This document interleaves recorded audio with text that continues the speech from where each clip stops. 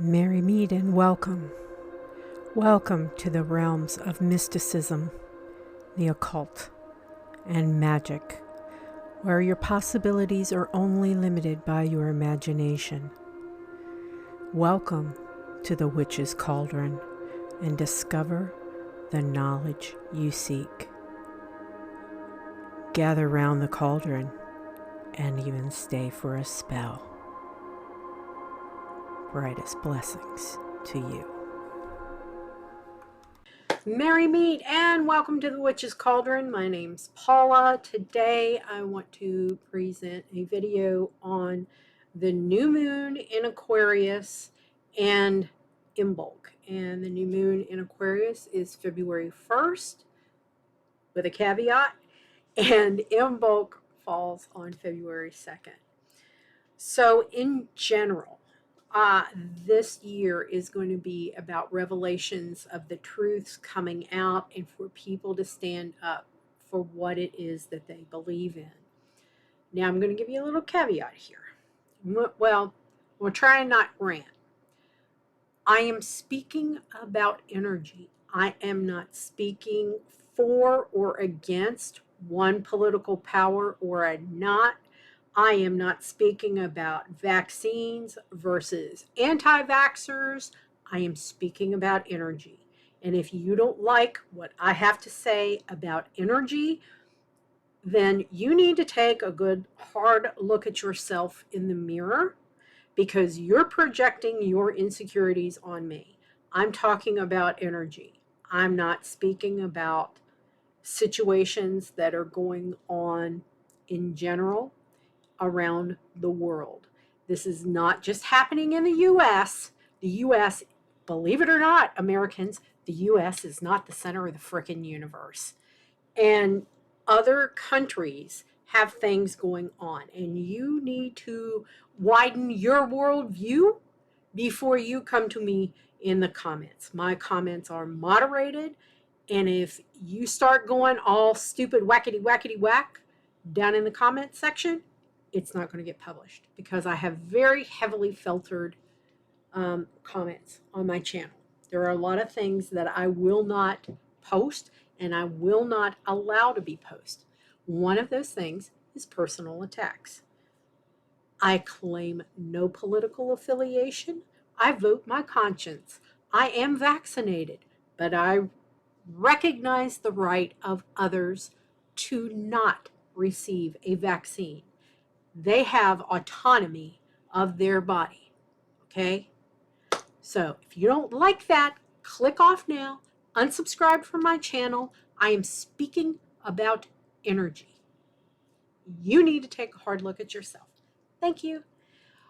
So with the truths about energies coming out, I think this is really going to go and come to a head in October, November, and December.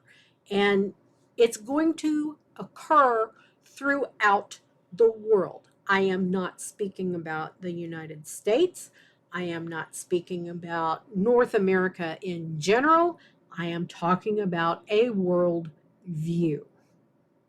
So there we go. Now, in this new moon in Aquarius is a peak moment for truths coming out. And we are building to the Aries equinox occurring in March, okay? And this also coincides with the astrological new year. So the new moon is igniting the flame for positive energies and for upgrading your personal energy to the higher, more positive frequencies that will allow humanity to ascend. Okay? And you may feel right now like you're on an emotional roller coaster. It's like my rant just a couple of seconds ago. I embraced those negative vibrational energies, and now poof, they are gone. Just like any, internet troll or leaving crappy comments and attacking me because I'm talking about energy. And we're being inundated with that call to ascend, to let those negative energies go. And it's okay. You may feel like you don't know which end is up. You may feel like your feet have been knocked out from underneath you. You may feel like what is normal for your foundational energy has been turned upside down. And that is okay. There's a reason for it, okay? Your body reacting to this change, this call to ascend, it's trying to catch up, okay? Energy, it's easy to match, like for like. But your body, with this ascension, your body is attuned to a frequency down here, and you're up here, energetically speaking. Your body needs time to come up to this level. So it may manifest in things like tinnitus, or you think you hear whispers or voices, headaches, migraines, nausea, gastrointestinal issues, body aches, and insomnia is a really big one right now for even those who normally don't have an issue sleeping. And it's because we can't seem to shut down our brains, because our brains are revving up to that higher frequency. Also, the magnetic field of the Earth has dropped significantly, as has the magnetic field of the Sun. This is like the equivalent of lowering the shields on the Star Trek Enterprise, okay? So all of the cosmic energies are just bombarding you loud and clear. They're coming in. And magical practitioners and those that may follow a heathen path or another, occult path. They embrace a different path than the quote unquote norm. We can feel it a lot, and we may be more adversely affected than the normies, as I call them, or the muggles in the Harry Potter world. We may feel it even more than people who do not work with energy all the time. Aquarius, that is ruled by the planet Uranus, are both connected to geomagnetics. And that means, gravitational issues in the Earth, changes and shifts in tectonic plates. We just had a small earthquake in the San Diego area of California in the United States the other day. It can also manifest as solar flares, coronal mass ejections. It can spark severe weather events, as we just evidenced by the big old snowstorms that swept across North America. So you can follow all these surges in geomagnetic activity on sites like spaceweather.com. This geomagnetic energy is part of the call for humanity to evolve and to ascend to your higher self. So if I see a little bit lower energy, this is one of the things. This is my second recording because the first time the sound didn't record, didn't pick up my microphone. So that was 48 minutes of my life wasted. Thank you, Mercury, that is currently in retrograde storm right now and is getting ready to move direct on the 4th of February. Now, what's going to be very interesting about this is that from the 4th of February, that point until the end of April, all the planets will be direct. And this is a big change in energy for us. Because if you remember, last summer we had like 5 and 6 planets in retrograde at one whack. And everything was just topsy-turvy. You'd take one step forward, you go 2 steps back. And this is going to be a shift in energy. With every planet being direct, it may feel like the shackles have been removed, that you're able to make progress, that restrictions are falling away. And this sets the stage for things moving very quickly, and world events will be at the forefront. The new moon in Aquarius will be occurring at 12 degrees 19 minutes of Aquarius. Now, depending on where you are, it will occur January 31st if you are in the Pacific time zone in the US, and it occurs at 9:45 p.m. on January 31st. February 1st at 12:45 a.m. Eastern US and 5:45 a.m. in the UK on February 1st. For those of you who are magical practitioners, the moon is in Aquarius all day on February 1st. Okay? Void, of course, at midnight Eastern US until 5:59 a.m. Eastern US on the 2nd, when it moves into Pisces. So if you're planning to do a ritual and you're in the eastern part of the United States, make your time adjustments so that you're not doing anything when the moon is void, of course. If you are one of those practitioners that, like me, who do not do anything energetically speaking when the moon is void. Remember that new moons are for new beginnings, new starts, new projects, manifesting. New moon energy is the night of the new moon and the day after, okay? The night before the new moon is the dark moon, according to Paula. Some magical practitioners still say that it's new moon energy. I say that it's dark moon energy. So on the 31st, the dark moon would be a good time to do shadow work. And of course, neat little things like hexing, cursing, and binding. The new moon is a perfect time for you to look and see where 12 degrees of Aquarius falls in your natal chart.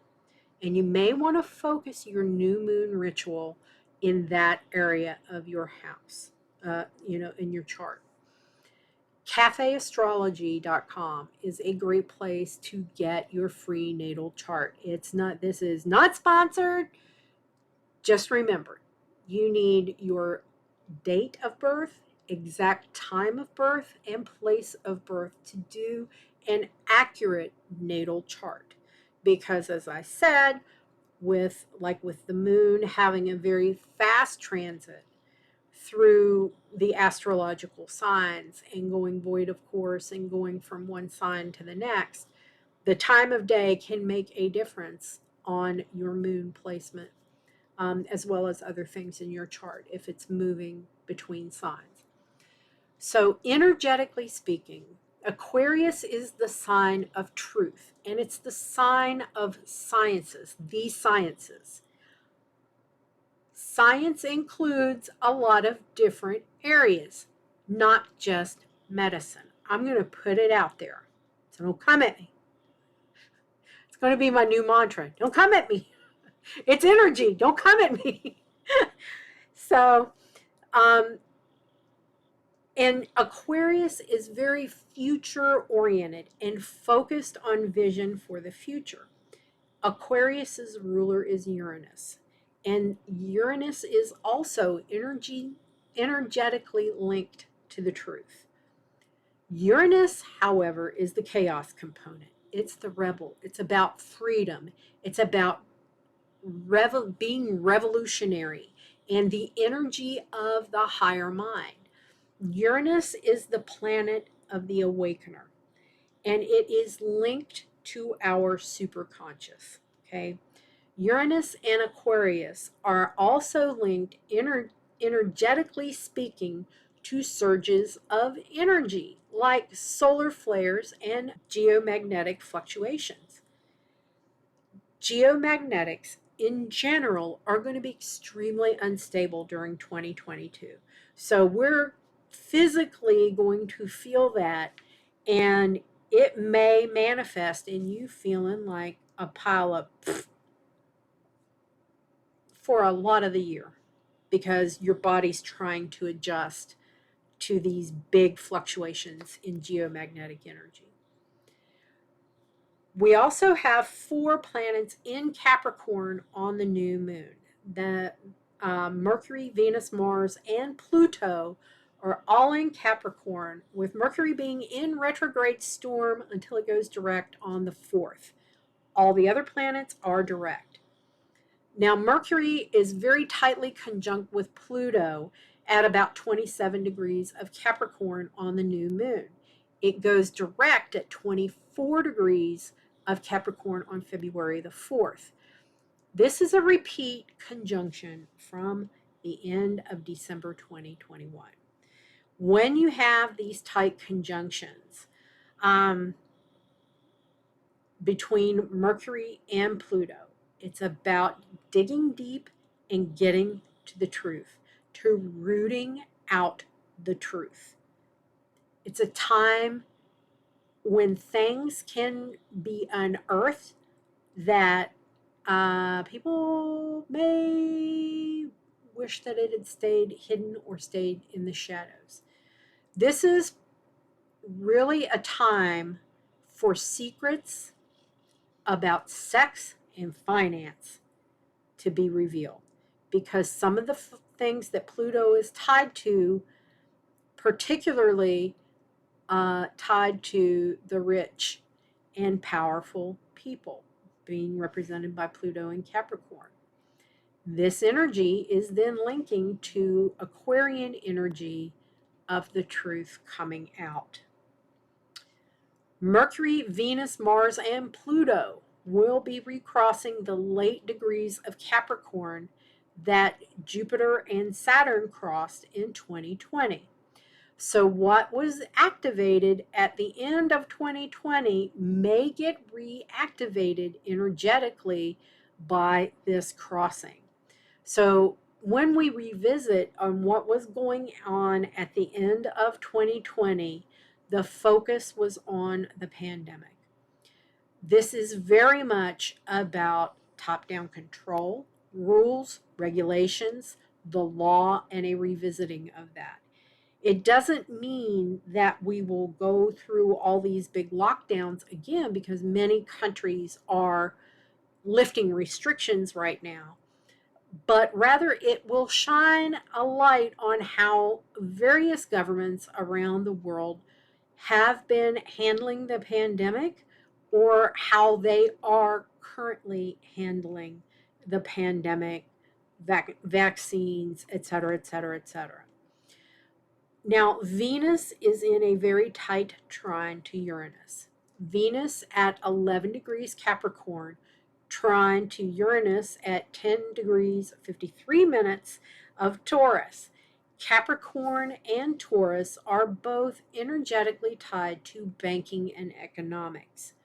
So there may be new developments regarding new financial systems, particularly digital currencies.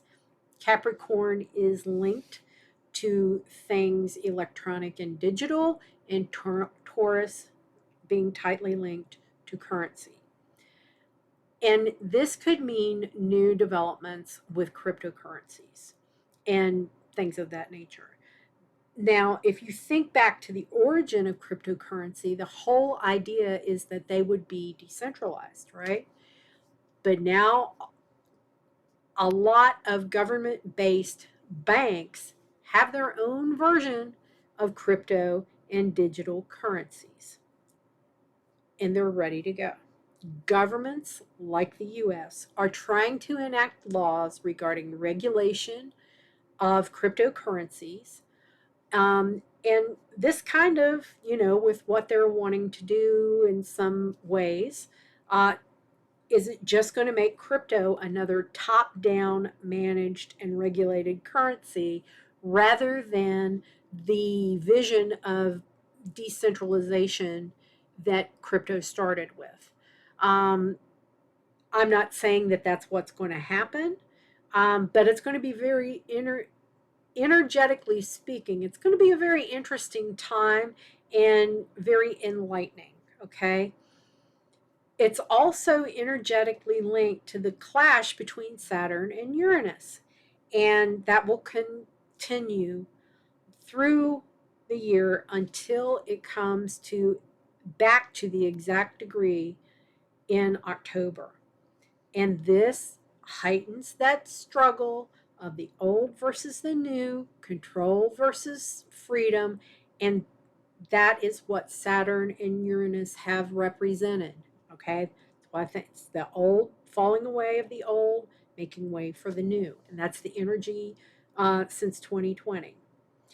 Now, for those of you who have your birth chart done, if Venus is in your fifth house of romance or your seventh house of committed relationships, there could be a new relationship coming to you around the time of the new moon. And it could manifest literally out of the blue and be very, very surprising to you. So, on the new moon, the sun and the moon are together at 12 degrees 19 of Aquarius, and they are conjunct Saturn.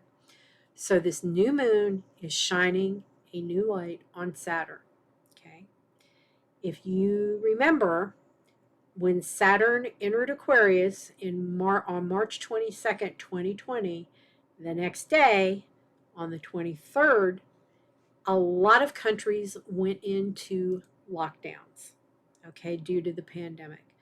So this could cause a focus on restriction of freedom again, but also shines the light on building the energy of Saturn and new social structures being represented by Aquarius. And the sun and the moon at 12 degrees Aquarius are square Uranus at just shy of 11 degrees of Taurus. And this shifts the power and puts the focus on Uranus where Saturn has had the focus before. And Uranus at almost 12 degrees of Taurus, this puts the focus on the power of the people versus the power of the government. And like I said, previously Saturn had the upper hand. It's shifted, and now Uranus is being brought to the forefront. This alignment also puts focus on Earth events like severe weather, volcanic activity, earthquakes, tsunamis, and the like.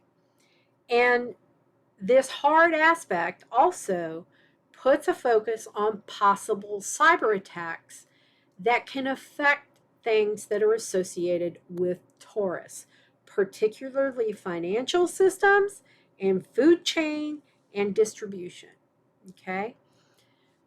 Uranus is that energy of surprise. It's that little bit of chaos that gets sprinkled in along the way, and you never know what the hell Uranus is going to do.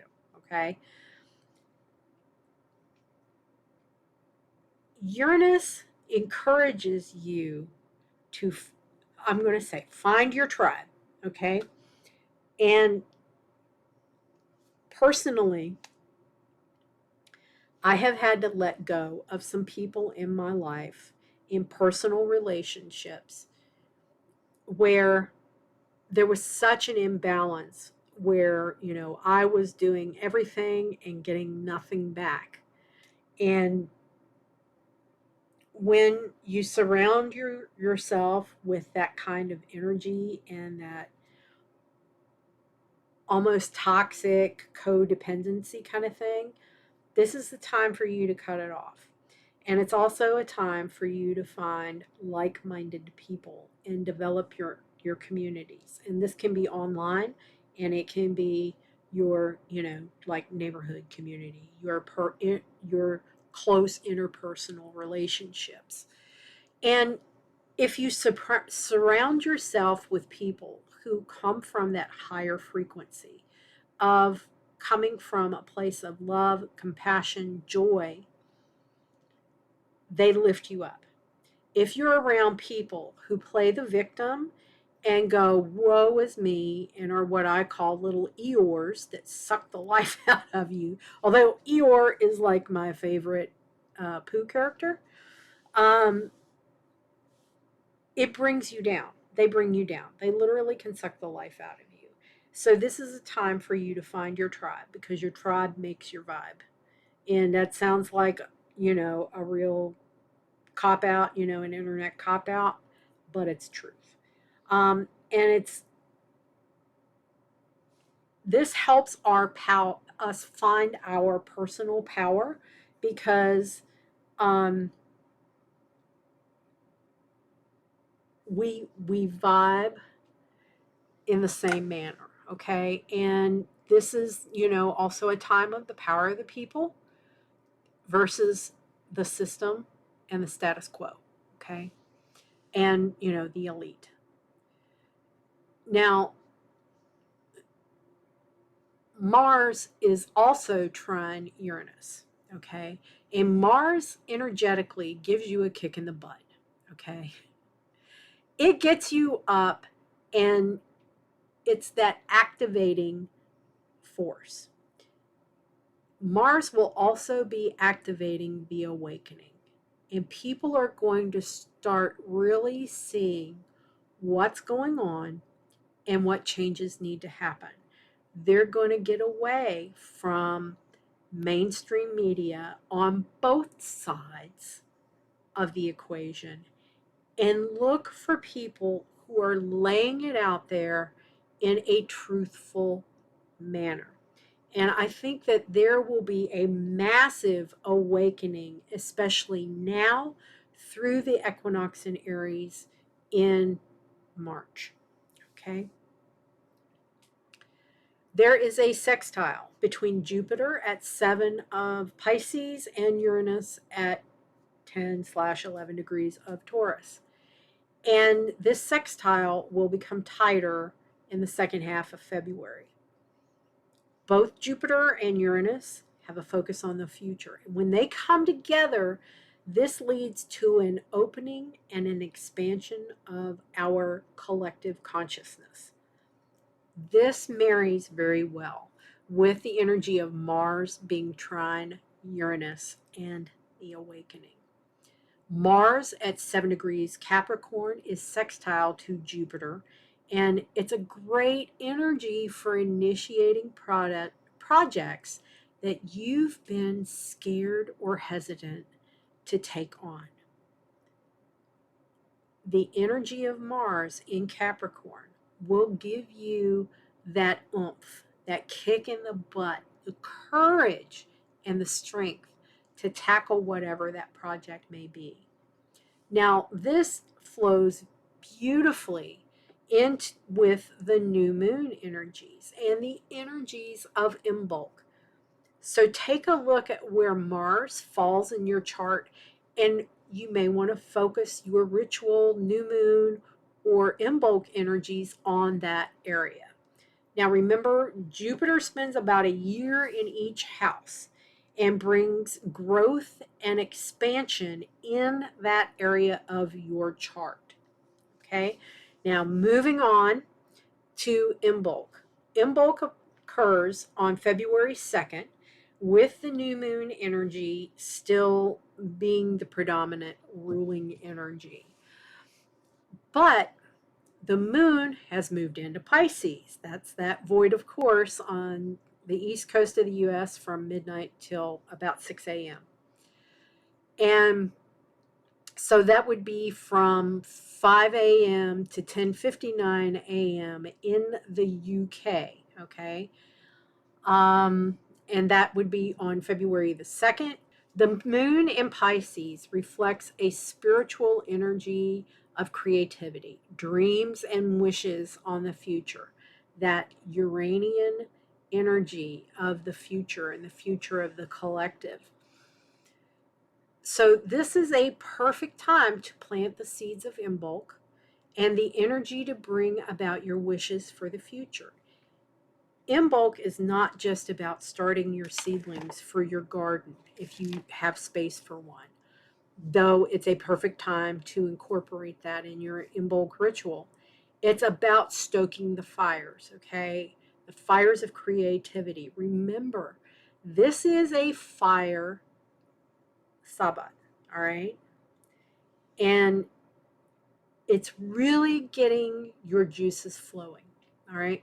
It's giving yourself the kick in the pants and the spark of fire. Get you up and moving toward your future self, both physically, mentally, and emotionally and spiritually, okay? And for those of you in the Southern Hemisphere, you will be celebrating Lammas or Lughnasadh on February 1st, 2nd, being the traditional date, but the actual time for you is February 4th at 6:37 a.m. Australian Eastern Time. And you may have to adjust that for daylight saving time. I'm not sure if you're still in daylight savings now because the Southern Hemisphere is moving out of summer and into their autumnal equinox that's around the corner in March next month. During this time, Eris is at 23 degrees Aries and square Pluto at 26 Capricorn and squaring Haumea at 29 Libra, making a very nice T-square. Remember that Haumea is the symbol of new earth and is a creative and regenerative energy. Eris is the street fighter, giving voice to those who feel unheard, and Pluto is the bringer of truth. Spoken a lot about this energy in past videos. Not going to go into too much detail here other than that. There are other energies in play that I have not mentioned before, and that involves Chiron at 9 degrees Aries, and Chiron is the planet of the wounded healer and is linked to sickness and linked to healing. Chiron is conjunct the dwarf planet located in the Kuiper belt known as Salacia at 5 degrees of Aries. In myth, Salacia was the wife of Neptune. She is linked to mermaid and Undine energy, your elementals, for those of you who are magical practitioners, and water energy. And she is all about the shimmering moonlight and sunlight on the sea. And now this shimmering light I associate with photonic light. And photonic light is that very white, healing, divine light that a lot of magical practitioners invoke when they are performing ritual or spell work as protection and when they are doing active healing. Now, this emphasis on the white shimmering light and healing is reinforced, okay? Remember, dwarf planets have very slow orbits, usually 250 to 300 years. And I think, gosh, Eris is about 500 years or something like that. So this T-square is going to exist for many months, okay?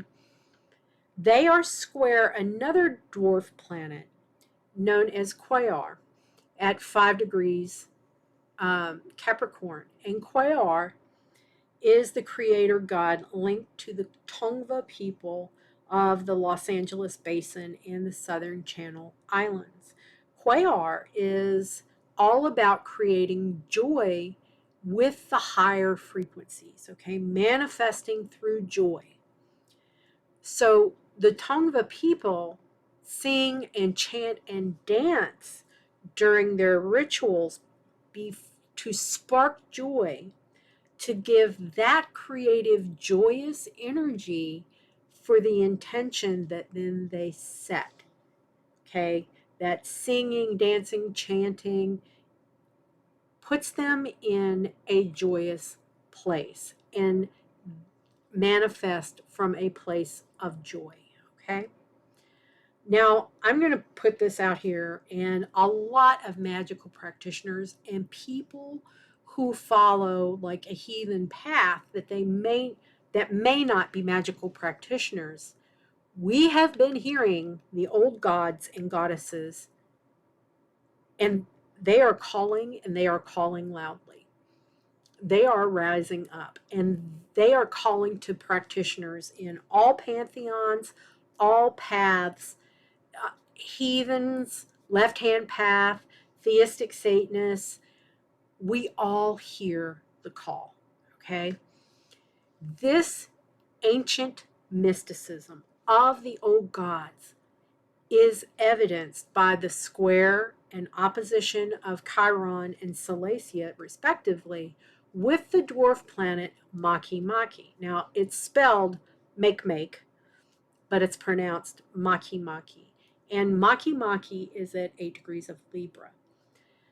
Maki-Maki is the creator of humanity in the mythology of the Rapa Nui of Easter Island. You notice that I have talked about a lot of creator gods and goddesses. They are coming forward and calling us to evolve, to help humanity come back to being more spiritual, tapping into that universal creator energy and helping humanity itself evolve. So you may want to do a ritual to help humanity evolve and set what you would envision a healed earth looking like. Your ability to manifest good things comes from the higher frequencies. If you stay in the positive frequencies of love and joy, you naturally attract those positive energies. I try to stay very grounded and centered. It's very important to me because I'm a medium. If I allow myself to become really off kilter, and it's been very hard for me to maintain with all these shifting crazy energies going on around, it's hard not to stay in those negative spaces. And I like to put this. My sister used to tell me, okay, I'm going to let you sit on the pity pot, but I'm not going to let you sit there long enough until your butt becomes vacuum locked to it and you have a big bruise. She would give me that kick in the ass that I needed. Hey, you know what? There's people out there that have it a lot worse than you do. Stop it. So try not to get into that victim mode and stay in that lower frequency. I'm encouraging everyone to come from a place of understanding and tolerance and work to solutions through consensus. If all of you do is sit there and keyboard warrior and you bitch and complain and moan and groan about how bad your life is, but you don't do anything to change it, you have no room to bitch. If you're not willing to be part of the solution, shut up. Just shut up. For all of humanity, shut up. All right? Consensus building is people coming together and collaborating and creating something that people can accept, that no one side or another or viewpoint gets any more attention than the other, that you can work together and come up with something that folks can live with, okay? It's not being the winner. It's not naming a loser. It's building consensus. Consensus does not mean that you agree on everything. You can agree to disagree on things, but you put those to the side and you come up with solutions that can advance humanity to that higher level that we are being called to advance to that position of joy and love and compassion and healing rather than finger pointing victimhood and okay. So with that, my friends, I hope you enjoyed the video. If you did, give it a thumbs up. If you didn't, give it a thumbs down. It doesn't show, and it doesn't really still counts as channel interaction. So go for it. And as I always say, my friends, merry we did meet, merry we will part until we merry meet again. Be well and walk in love and light, everybody. Bye.